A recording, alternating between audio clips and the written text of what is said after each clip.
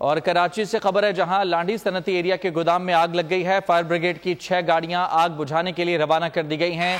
कराची का इलाका लांडी, जहां के सनती एरिया में गोदाम में आग लग गई है और इब्तदाई तौर पर बताया जा रहा है कि फायर ब्रिगेड की 6 गाड़ियां आग पर काबू के रवाना कर दी गई हैं। इस वक्त गोदाम से स्याह धुएं के बादल उठते दिखाई दे रहे हैं, जिससे अंदाजा लगाया जा सकता है कि आग की शिद्दत काफी ज्यादा है और वहां पर मौजूद लोग अपनी मदद आपके तहत भी कोशिश कर रहे हैं आग को बुझाने के लिए, लेकिन फायर ब्रिगेड का इंतजार किया जा रहा है। फायर ब्रिगेड की 6 गाड़ियां आग पर काबू पाने के लिए रवाना कर दी गई हैं।